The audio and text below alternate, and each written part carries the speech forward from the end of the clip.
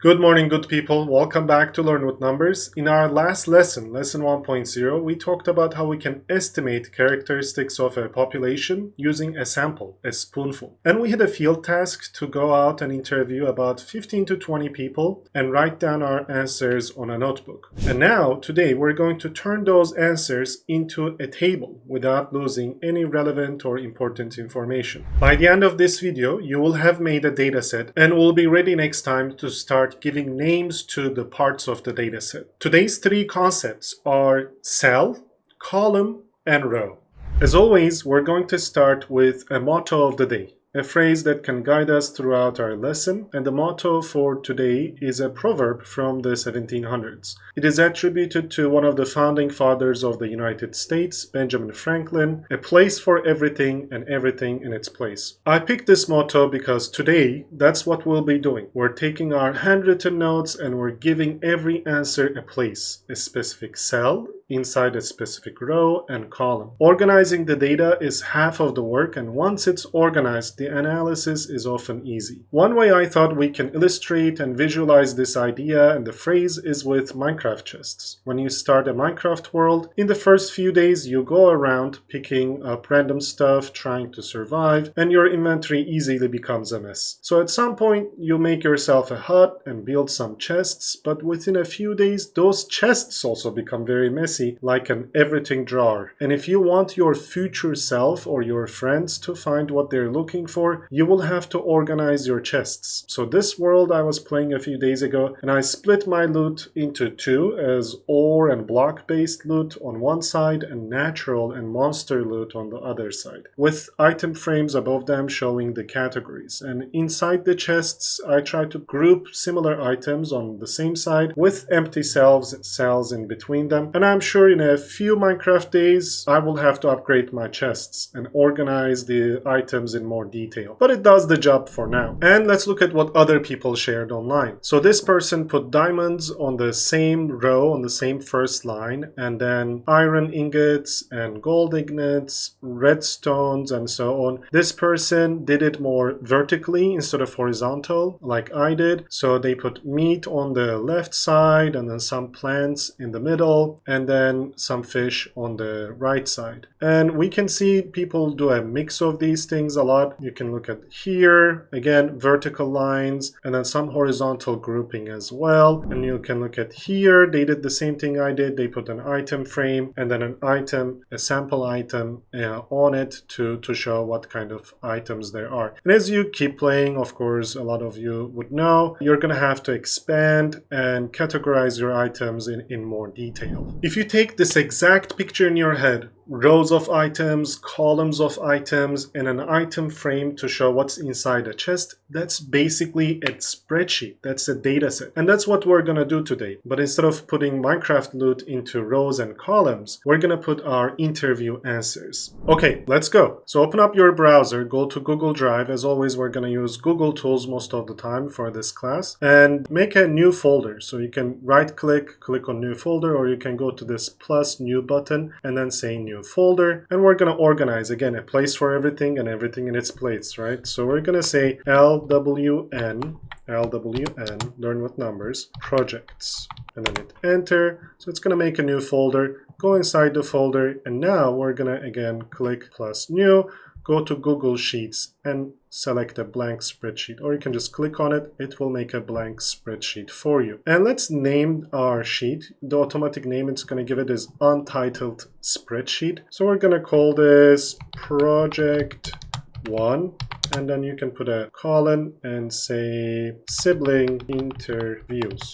Perfect, so that you can find your project when you look at it later. As you can see, it's a blank grid with lots of empty boxes, and every box has a coordinate. Just like a Cartesian coordinate system, it has a vertical and it has a horizontal coordinate. So this cell I'm in, for example, is D4. And then this cell over here is E6 and A1. And this vertical line of cells, they are called columns. And the horizontal line of cells, they are called rows. And this column, the A column, goes from A1, the cell A1, and all the way down to A1000 in this case. And you can add more cells to it. And this row 3, let's say, starts from A3 and goes all the way to Z3. And you can add more columns as you need. You can increase your row size. This is it. This is where our data set will live. And every cell is an intersection of a column and a row. C3. In Google Sheets, as you can see, the columns are lettered and rows are numbered. And different tools will use different conventions, but we're gonna have to get used to this: lettered columns and numbered rows. And for my ESL friends out there, I'm one of you guys. Vertical means tall, like a tree, a building. And horizontal means flat, like the ground, from side to side. Columns are vertical and rows are horizontal. Okay, now let's start putting our first interview. I have Mrs. Moon over here from Lancaster, so I'm gonna put Mrs. Moon. I'm gonna put all their answers, and then 1994, 3 siblings, 7 cousins, sleeps about 5 hours a day, has a cat, so that's gonna be a yes for the has a pet question, and then cat for the pet species, and then we have hometown, I believe, is the next one in our interview order, Lancaster, and then we have favorite color, green. So my extra question, I said every one of you can ask an extra question. My question was what their pet name was, so that's going to be Nani in this case. And then we have Mr. Sun. Mr. Sun, 1996, has 2 siblings, 20 cousins, 8 hours a day, a gecko, yes for the pet, and it's a gecko, and then the name is Dawn, the hometown is San Antonio, and the favorite color is orange. Okay, now we have 2 interviews over here, and as you can see, for every interview I am dedicating a row. So I organize my answers into rows. And then for every question, I'm dedicating a column. So this is the nickname questions column. This is the birth year and so on. But if you look at this data, this table as it is at the moment, can you answer me whether we lost any relevant or important information? So that's our key, right? We don't want to lose any important information. So if I look at this page of handwritten notes versus this table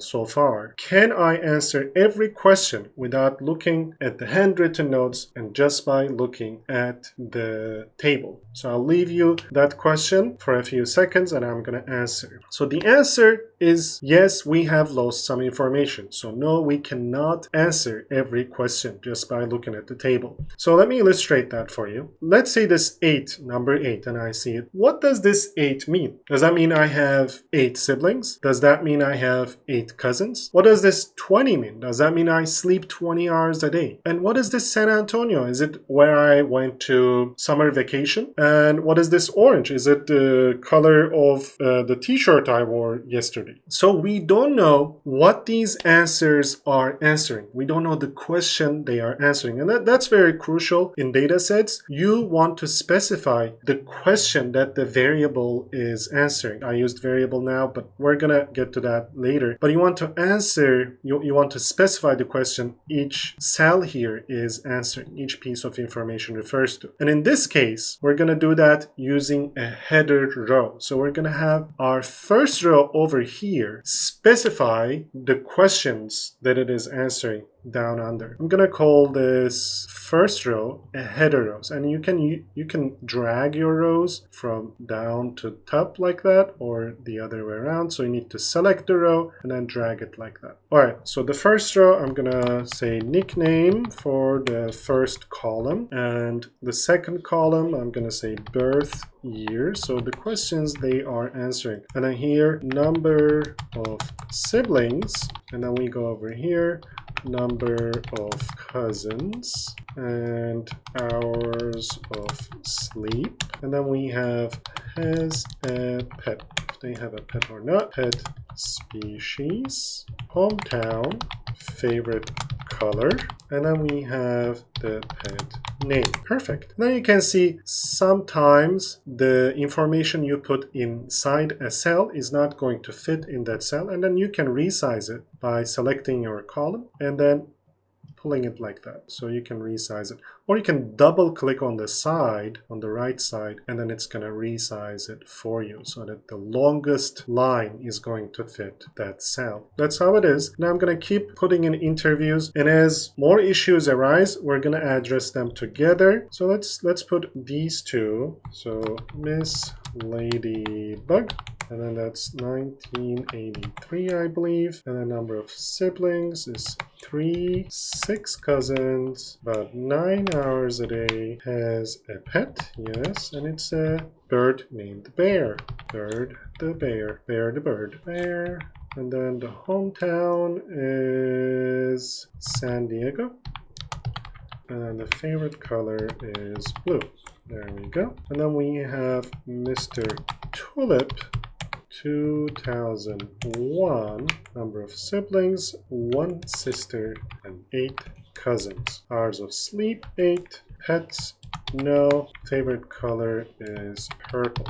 Alright, so over here, when they don't have a pet, now I left these 3 empty because there's no pet species. Oh, the hometown, Oregon. Let's put that in. So I left these 2 empty because there's no pet species or a pet name. So that's a choice you can make. You can leave them empty, but sometimes that gets confusing with missing values, which is a value that's not supposed to be missing, but I don't know what to put in there. Like the interviewee, for example, when I asked them the question hometown, they didn't want to share it, and then I can leave it empty. They definitely have a hometown, or they definitely have or do not have a pet, but if I don't have that information, then I can't just put some value in there. Here I do have that information. I know that they do not have a pet. So for pet species, I'm just gonna say no pets. They don't have a pet. I want to specify that no pets. So I'm giving you a lot of information right now. What I want you to get from today is that column is vertical, row is horizontal, and cell is the intersection of 2. So cells, columns, and rows, and then we can organize the information we collect from the world into a table using columns, rows, and cells. And then I'm gonna put in the rest of my answers, and I'm gonna speed up the process so you don't have to watch me struggle with it, and then we're gonna answer a few more questions as we go. A few moments later.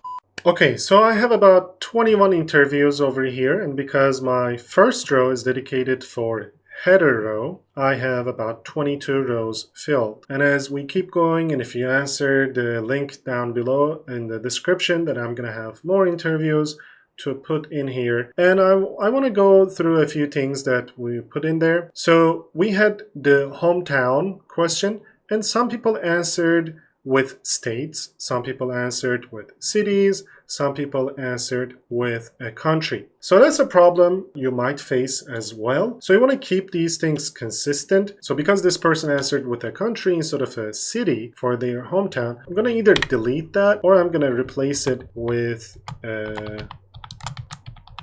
a city in that country. So North Carolina, I'm gonna have to Google these things to see what cities are inside them. Oregon, I'm gonna have to change these with the most populous city inside that state so that we can keep it consistent.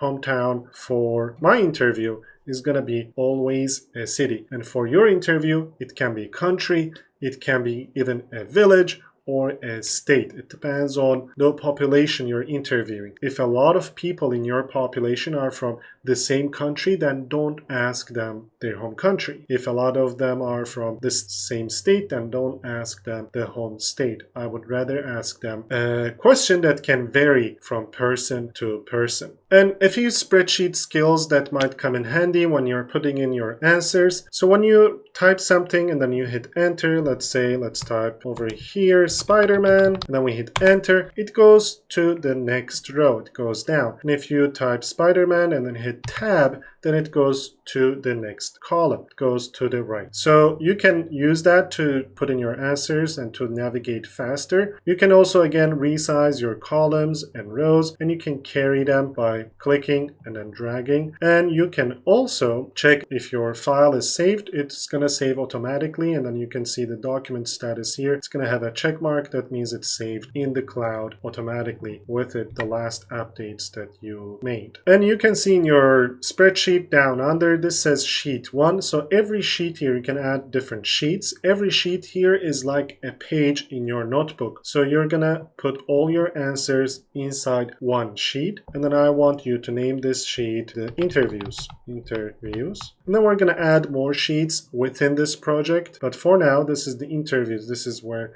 your raw data, unfiltered, unchanged, is going to live. And if you are missing certain nicknames, let's say people didn't want to choose their nickname or they just gave you their first name, then you can choose a nickname for them. You can also number them. The reason we're giving them nicknames or numbers is because we want to be able to match the interview that is saved in your dataset with the interview in your notebook. So each row should match one interview in the notebook. So if you make a mistake or if you accidentally delete something, you can go back and fix it later, or you can check if the data you entered is the correct data. We might make mistakes when entering data, and that's common to do. So that's why it's important to be able to match the source with the dataset that you are building. Okay, now it's your turn. Go make a spreadsheet, name it Project 1, Sibling Interviews. Go through your notebook and put every interview inside a row. So one row per person, one row per interview. And you're going to dedicate the first row to the questions themselves. And then the rest will be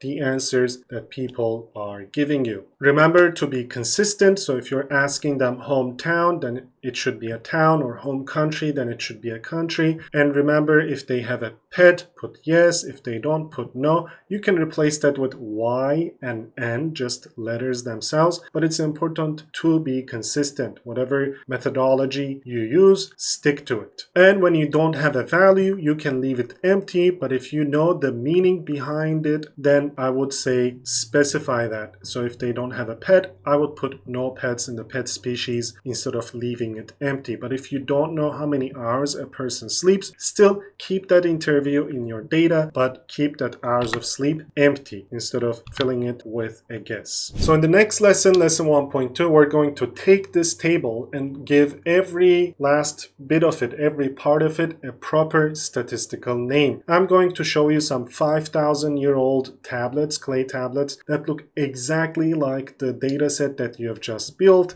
Thank you for being here. If you like this lesson, please subscribe, and I will see you in the next one.